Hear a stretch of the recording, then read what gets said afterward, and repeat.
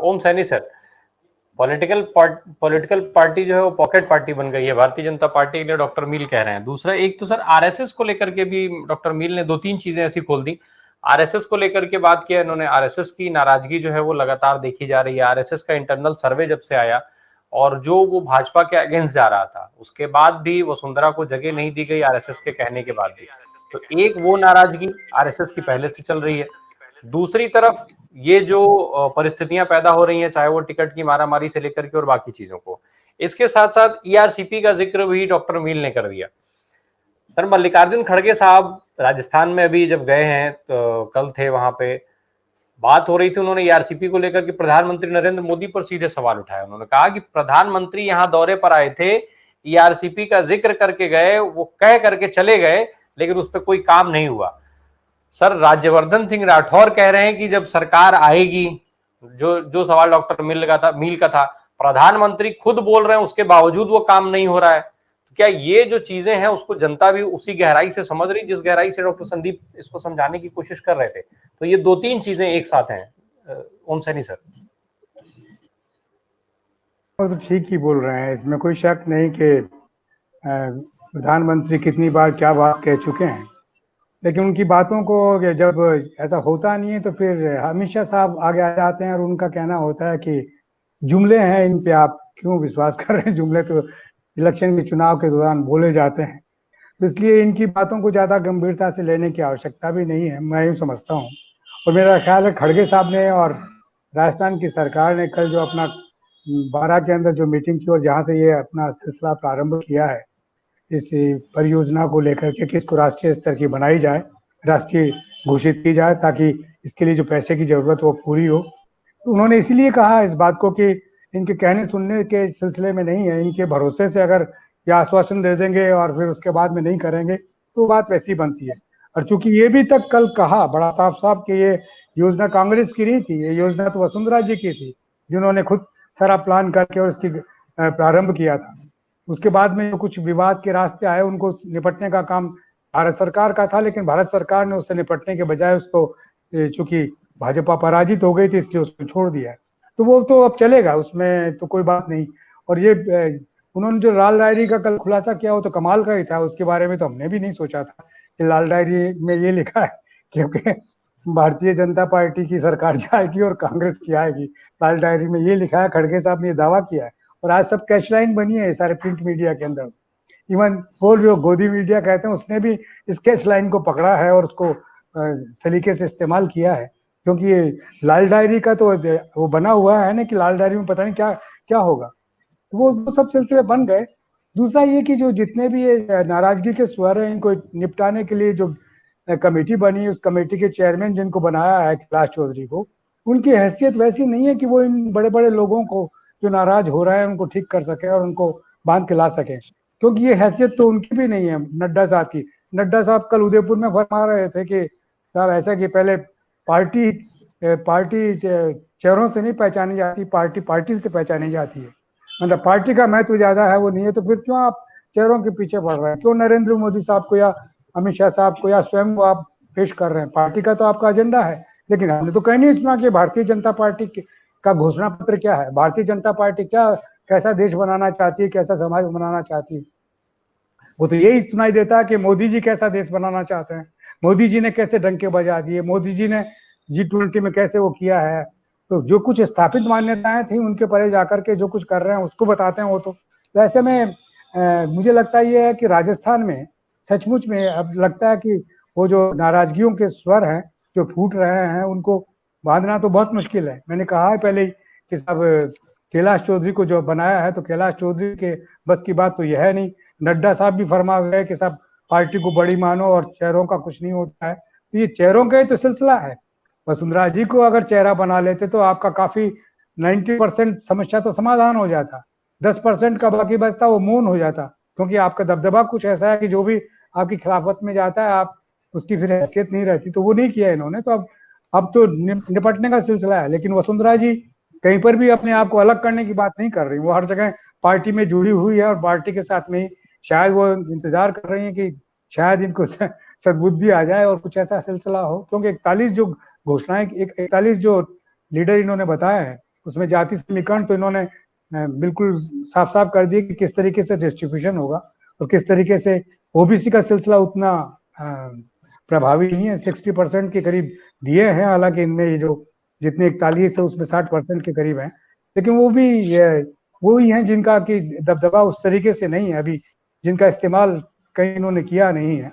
मुझे लगता ये है कि अब मेरा ख्याल है कि जैसे जैसे चुनाव आगे बढ़ेगा वैसे वैसे, और जब लिस्टें सूचियां सामने आ जाएंगी तो चीजें बहुत अलग किस्म की होंगी, और उस पर कहा जा सकता है ये पॉकेट पार्टी या जो संदीप बोल रहे थे उस तरीके का कोई सिलसिला है या कुछ अलग से है। क्योंकि आरएसएस, मैं नहीं मानता कि आरएसएस और बीजेपी के संबंधों में कोई गड़बड़ है, वो अंदरूनी हो सकती है, लेकिन आरएसएस का लक्ष्य है हिंदू राष्ट्र की स्थापना और बीजेपी का भी लक्ष्य है हिंदू राष्ट्र की स्थापना। गुरु गोलवलकर के रास्ते पे और हेडगवारकर के रास्ते पे, उन्हीं रास्तों पे वो चलना चाहते हैं, दोनों मिलके चलना चाहते हैं, बस अलग अलग तरीके से बोलते बोलते हैं, बाकी तो तरीका तो वही है। अब उसका नतीजा क्या होगा और फाइनली कैसे सामने आएगा, तो इस बार जो आर पार का सिलसिला बन रहा है इन 5 राज्यों में, वो देखिए ये राजस्थान का बता सकते हैं कि लिस्टें आएंगी तो फिर हम बड़ा स्पष्ट रूप से कह सकेंगे कि अब क्या होगा राजस्थान में। अभी तो चूंकि सब डार्क में है, कोई समझ में आ नहीं रहा कि क्या कहा जाए। ओम सैनी सर, कांग्रेस की जब बात हो रही है तो कांग्रेस एक तरफ बार बार वो गहलोत साहब को लेकर के ही आगे बढ़ने की बात कर रही है। कांग्रेस हर हाल में तय हो चुका है उनका कि भाई गहलोत की नीतियों को आगे बढ़ाने की बात हो रही है। जो अभी एबीपी सी वोटर ने एक सर्वे दिखाया था, उस सर्वे में भी भाई गहलोत ही लोगों की सबसे ज्यादा पसंद बने हुए हैं। दूसरे नंबर पर वसुंधरा राजे सिंधिया है, जिनको जो गहलोत को लोग 34% मत उनके साथ जा रहा है, और वसुंधरा राजे सिंधिया जो सेकंड नंबर पे हैं वो उनके साथ करीब 22% मत जा रहा है। इसमें सर सबसे चौंकाने वाला जो नाम है वो सचिन पायलट है, 18% लोग उनके साथ जा रहे हैं। सर एक तो सचिन पायलट का रोल इस चुनाव में क्या हो रहा है, क्या अभी क्या दिख रहा है वहां पर, और कितने महत्वपूर्ण एक मतलब कितना इंपॉर्टेंस उनकी रहेगी कांग्रेस के लिहाज से। दूसरा, जब हम अशोक गहलोत और सचिन पायलट को एक साथ अगर क्लब कर ले रहे हैं तो 34% वो और 18% वो, तो ये एक प्रतिशत अपने आप में, आधे से ज्यादा लोग तो पहले से ही कांग्रेस का सीएम चाहते ही हैं। तो इस लिहाज से चुनाव कांग्रेस को कितना फायदा इसका होगा इन सर्वे रिपोर्ट्स के हिसाब से अगर देखा जाए? अशोक गहलोत और सचिन पायलट को अगर एक मंच पे, जिस तरीके से पिछले कुछ समय से इनके बीच किसी भी तरीके की दिक्कतें सामने नहीं आ रही, तो इसका कितना इम्पैक्ट चुनाव पे रहेगा?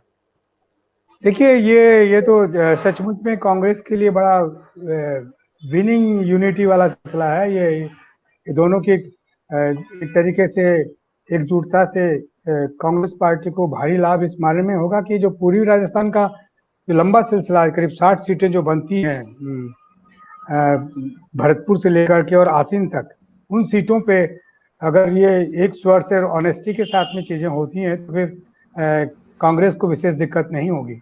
और साथ साथ में कल मैंने एक बदलाव देखा खड़गे साहब की जो मीटिंग थी उसके अंदर के उनकी सभा का संचालन जिस तरीके से हो रहा था उसमें संगठन के लोगों को अटपटा लग रहा था शायद। वो शायद अब इस बात से बचना चाहते हैं कि एक नाम ही के सिर्फ सब कुछ आप मुख्यमंत्री के हिस्से में डाल दें, ये बात ठीक नहीं है। कांग्रेस पार्टी के नाम पे सब कुछ होना चाहिए और कांग्रेस के ही कार्यक्रमों को हम लागू कर रहे हैं। तो ये व्यक्तिमुखी राजनीति का कल जो मुझे लगा कि इस पर शायद कुछ ऐतराज है लोगों को, जो जिस तरीके का परिवर्तन मैंने देखा।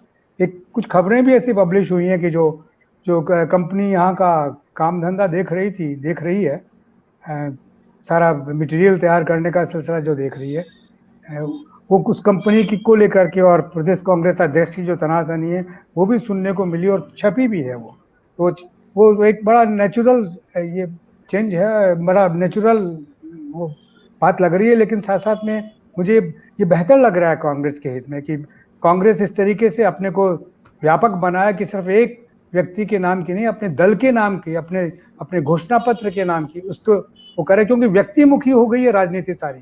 सचिन पायलट या वसुंधरा राजे या अशोक गहलोत, ये इससे पता नहीं लगता कि सचिन पायलट का क्या मतलब, वसुंधरा राजे का क्या मतलब और कांग्रेस का क्या मतलब।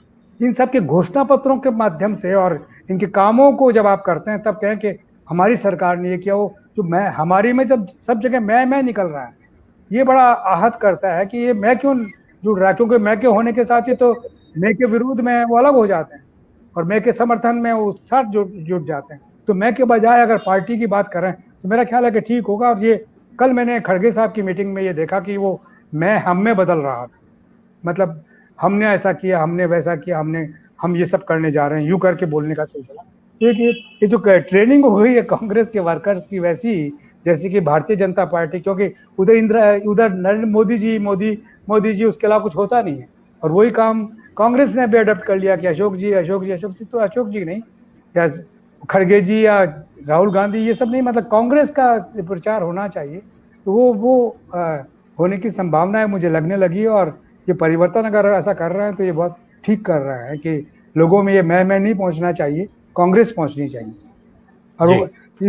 इनको इस तरीके का स्लोगन्स भी मैंने देखा कि भारतीय जनता पार्टी के लोगों के पास तो स्लोगन जैसे वो संघ के अंदर गीत गाते हैं उस तरीके से है, लेकिन इनके पास में उस तरीके का वो भी नहीं है। तो ये जब तक नहीं होगा तब तक संगठन इन सब चीजों को संभालेगा, और लेके नहीं आएगा तब तक ठीक से चुनाव की आहट हम तक नहीं आएगी। वो भारतीय जनता पार्टी की दोनों की आती रहती है, लेकिन ठीक से आहट दोनों की बराबर से आए वो घोषणा पत्रों के साथ में आएगी।